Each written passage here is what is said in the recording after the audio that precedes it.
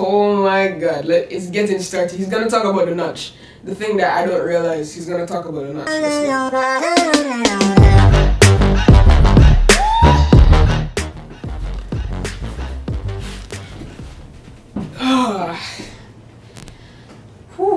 Alright. So guys, Casey Neistat made a video yesterday. He was basically talking about the iPhone X and his feelings about the iPhone X.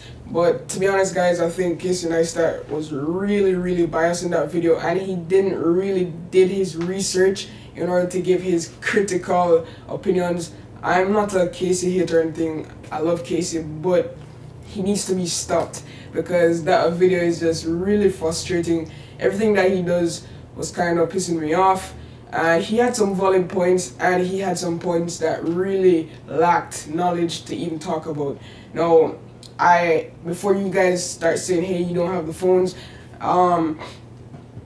right here I have the iPhone 10 and also the Galaxy Note 8. Both of these phones right here. I'm basically the opposite of Casey. I'm an iPhone user. I have a Windows laptop. Casey's an Android user. He has a MacBook. So you see, it's kind of differentiating stuff right here. But we're basically going to talk about everything that is wrong with Casey Neistat's opinions or feelings about his phone. So we're going to start off the video straight from the top. Full screen. Start straight from the top in 5, 4, 3, 2, 1. Wait, hold on. 5, 4, 3, 2, 1.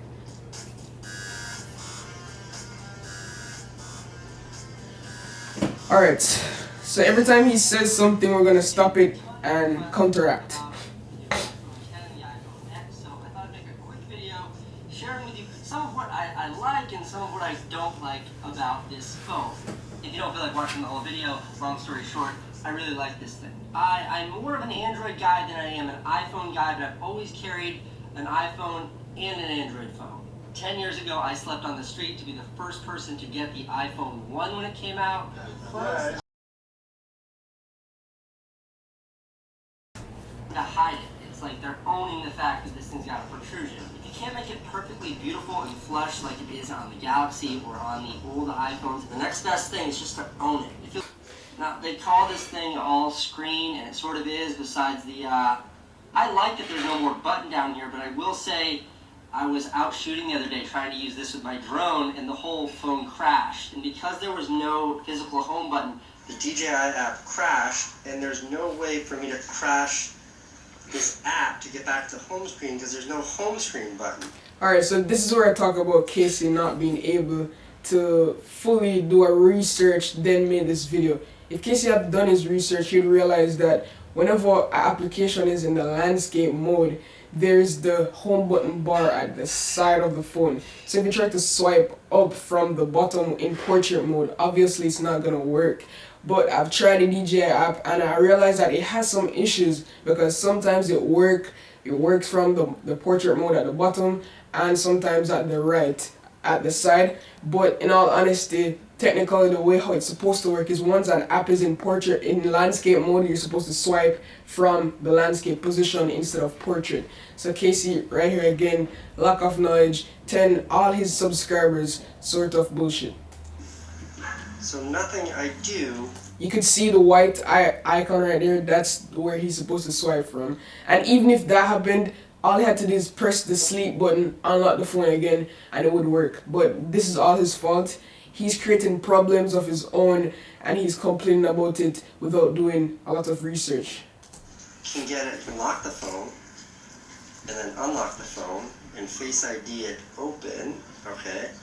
And then we're back here. Now, if this were the old iPhone, I could just double tap, but no, I'm completely stuck. The only other hardware thing to talk about is He said completely stuck. Lack of knowledge, bruh. The lack of iPhone jack. Now, that thing... He's talking about lack of headphone jack. I can guarantee you guys, 3 years down the road, even next year, probably the Samsung won't have a headphone jack. Everyone's been talking about where wireless. Samsung has been saying, oh, I have wireless charging. Who uses wires? So why is everyone complaining about the headphone jack? It's the future. People have been talking about, oh, you have to plug in your iPhone to charge it. Oh no, we have wireless charging. So now we are like, oh, you have to plug in your headphone jack to listen to music. Oh no, we have AirPods. I don't get it. It's kind of contradicting, and it's just crazy to me. I don't know. It's gone for a couple of years, so. But as he said, he has been gone for a couple of years, so you can't really nitpick it. And I think he shouldn't even mention that thing in the first place, because guarantee you guys, 3 years down the road, the Galaxy lineups won't have a headphone jack. Mark this date right now. I can't really bitch about it anymore, but it still sucks. It sucks as much now as it did before. I really like a headphone jack, and I know the new Pixel doesn't have a headphone jack. Samsung, please don't take away the headphone jack. Face ID.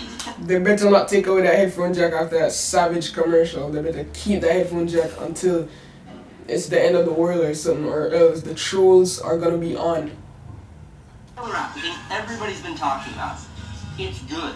It's way better than I expected. When it works, it's like it's not even locked. It just magically opens when it works. Because I wear sunglasses 21 hours a day, it doesn't work when I try it with sunglasses on. It just doesn't. So, it gives me sort of two options. I can go like this, or I gotta wait for it to fail, and then I just... Alright, so Casey's basically saying that it doesn't work with sunglasses on. Here again, a lack of knowledge. All Casey has to do is go into the settings application and turn off attention awareness. Now, attention awareness lets you look at the phone directly, but if you turn off attention awareness, you could obviously unlock the phone with your sunglasses on, especially if it's a polarized glasses. If it's not polarized, it won't work. So he's not really being clear about what he's saying. He's trying to depict that if you have your glasses on, it cannot work.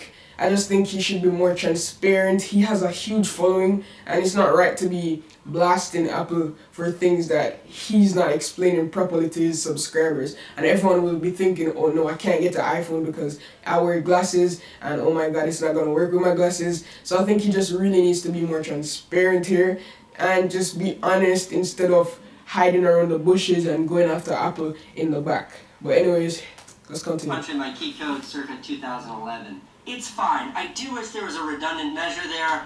On my main phone, on my Note, it has a retinal scanner, which works similarly. I use the retinal scanner if I've got glasses off. If I've got glasses on, I just put a finger down there, and it unlocks. I would love another mechanism to unlock this thing besides Face ID and besides this key code. I have no problem with that. He's kind of right about that. I would mind if there was like a fingerprint scanner on the side of the phone. Lots of companies have done that before, but as far as I can see, Face ID is the future and it's growing rapidly. So we'll just have to wait and see what Apple has to do with Face ID.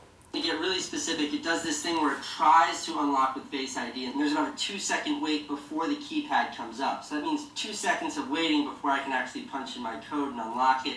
That sounds like a small deal, but I mean, you know, I unlock my phone like 500 times a day. It gets a little annoying. You see that as a subtle unlock thing. He didn't have to do that. I said before, Casey, do your flipping research and then you make a video. You can't just make a video like that on the spot without knowledge of the stuff you're talking about. I think I would like the gesture input on this. That is the closing of apps by swiping up. I really love the gestures. Pulling down on the corner to bring up your control panel and pulling down over here to bring up notifications. It feels like a much more human interaction than maybe tapping these virtual buttons. And it works in a way that after 36 hours became really intuitive. Yeah. The gripe I have with the swiping interaction is that to bring up the multitasking, to bring up all the window panes like this, it's a little awkward. You have to swipe up and then hold your finger there for them to appear, and then if you... Wrong. So here again, Casey doesn't really have enough knowledge about the devices. So here I have my iPhone 10 right here, guys. Casey's saying that in order to reach the multitask view, in order to see the rest of applications, you'd have to swipe up and pause. In all honesty, you don't have to swipe up and pause. You can easily swipe up like this and just continue. You can do that, or you can swipe up and turn to the right. You don't have to pause and wait on anything. As I said before, you can easily do this too to switch between applications. If you want to go into your last app, You know what I'm saying? Or you could easily swipe up and do that. You know what I'm saying? Casey just didn't really do his research. That's all I have to say. He's saying things without doing enough research, but I mean, if he didn't know, he has a point. But as I said before, if he really went in to do his research, I don't think he'll be sitting down making this video right now. I'm not sure how much money Samsung paid him, but I think they paid him well enough to sit down and make this video. To shut down all these apps at once, you have to kind of hold down and wait for this thing to come up. It's fine. We're talking about seconds. Alright, there again, I'm 100% sure that Casey knows that you don't have to. Oh my god, look at this. Flag here, but the way he's saying that you have to touch it one by one. Tell me that this isn't done on purpose. I'm 100% sure that Casey knows that if you swipe up like he does, and for example, you have the apps right here, you want to close them out, you need to hold it. You don't have to sit down and do this one by one. You could easily, let me show you guys what you could do. You could swipe them like this. You could even use 3 fingers at a time and swipe all them home.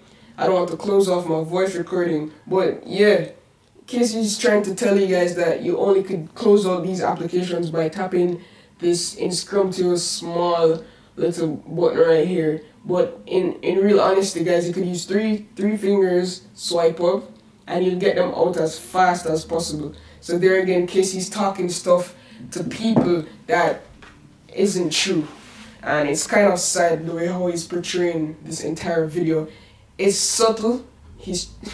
It's crazy to me, guys. It's crazy. Don't get me wrong. There's a lot of shit that Android does that I just don't understand. Android's notification system, I think, is near perfect. True. Everything's right there. It's neatly organized. That's the most true. common interaction I do with my Android devices is just pull down from the top, and I can literally see. He's basically saying that the iPhone doesn't have group notifications, and that's really one gripe I have of the iPhone. I really wish it had group notifications. Whenever a jailbreak is out, that's the first tweak I get. I group all my notifications just like Android. He's right. It's really annoying, and that was one really good point by Mr. Neistat. Everything that's going on. Now, on iOS, and this is less an iPhone 10 thing as it is an iOS thing, like 60% of all these notifications are just from my American Express card telling me that I had charges. Why not group them all together? Why do I have to have 500 notifications That's true. from the same app? It's In the end, I annoying. have almost all of my notifications turned off on this thing because this notification display menu thing is just such a dumpster fire. And it's always been that way. To be honest, reaching this far in the video, I don't have any problems with Casey's talking about these stuff, because maybe Apple could see it and put it into place, but the first few points he had was really ignorant. But anyways, here we go. Ever since on iOS you pull down from the top, it's always been this big, fat, confusing mess. Another thing that I would love to see on these devices, Apple did a really good job of doing multi-window, that is like having more than one app open on a single screen on the iPad. True. The iPad Pro, it's great. There's a lot of real estate here. How about letting me have 2 apps open at once? True. That's something that I use all the time on my Note. I would like to see that feature as well. Maps open, but you also want to watch the latest H3 drop. You can have them both open here. Apple, why not do that too? You got plenty of real estate. Look at the size of that big juicy screen. Love to see multi-window. That really does impact the productivity of the mobile device. That's true.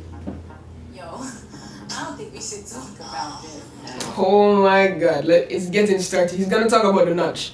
The thing that I don't realize, he's gonna talk about the notch. Let's go. The last thing to touch on is the notch. When I was doing a little bit of research for this video, I read a bunch of online reviews.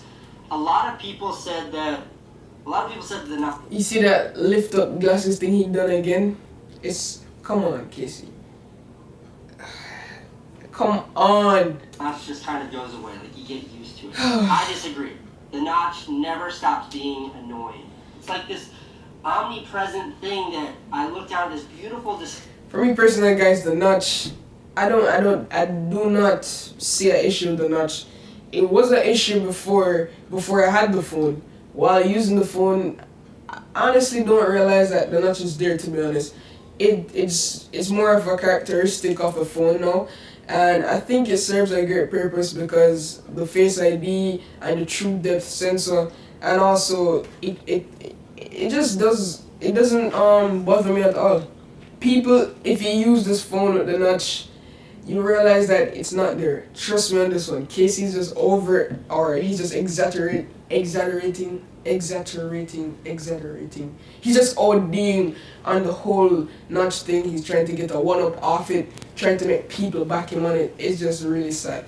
But anyways, here we go. Play, and honestly, it feels like it's a mistake. Like it shouldn't be there, but they got nowhere else for it to go. The first thing I did when I got this phone was I changed out my background screen from that like beachy thing to all black. Now, if you look, the notch is gone, and on either side is like your reception status and the time. It looks great. It looks like how it should be. I kind of wish that was implemented across the board. Like in every app, they kept it nice and black up there to hide the notch. Just hide it with software. Alright, so those are kind of my initial thoughts. In conclusion here, will the iPhone X replace my Note 8 as my main phone? No. Of course, it wouldn't replace it. You're sponsored by Samsung. You could give the thing a try. It's not a big deal. You could easily give it a try. But Samsung really backed this video, guys. I'm 100% sure. If Samsung didn't sponsor this video, I need to see proof. I need to see the papers. I need to see the answers. I need proof that Samsung did not pay for this video, because the way how Casey came at these features, it's pretty obvious that he's targeting people that don't know about the phone or who were slightly interested, and that little slightly bit of interest is gonna get thrown out the window because Casey said this, Casey said that. And this video is basically just exposing Casey, everything wrong about his video, and the lack of effort he put into this video in order to portray these subtle details in our brain for us to think that the iPhone isn't good. It isn't perfect. I'm not like a freaking Apple sheep. I have two phones. I use the Note 8 a lot, especially when I want to like do multitasking stuff. I want to do productivity stuff. I'm not saying the iPhone is perfect. I'm just saying that the stuff that Casey pointed out in this video that I bashed is really, really silly. The things that he was talking about, it's not true. That's what I'm saying. It's not true. He's saying this is the only way to multitask. You have to pause up and wait. Wrong. You do not have to do that. He's saying the DJI app is frozen. He can't come out. Wrong. He needed to swipe up from the side. Number 3, he's saying that his glasses cannot be recognized by Face ID. Wrong. All you have to do is turn off active awareness, attention awareness, and he could unlock the phone with his glasses. That's all I'm saying Casey should have done. He should have done his research instead of telling people that this is the only way to do things and this is where Apple is wrong. I'm not picking up for the iPhone saying it's the best phone in the world. I'm just trying to point out and defend the phone for Casey's use of words in order to make the phone seem like it's utter shit. Even though it kind of is, but it's not utter. It's shit, but not utter. But yeah, that's basically his video. I've always like, this is a Sony Android phone here. Yeah, that's basically his video. He didn't really talk about nothing else. He basically said he's gonna continue using the Note 8. Let me know what you guys think about this video, guys. I basically exposed him. I'll let you guys into the loop. Stop recording in 3, 2, 1. And yeah, that's my overall thoughts on the video. Everything wrong about Casey Neistat feelings video. Hopefully you guys found it useful. And always, guys, love, peace, and tweaks. Sign out.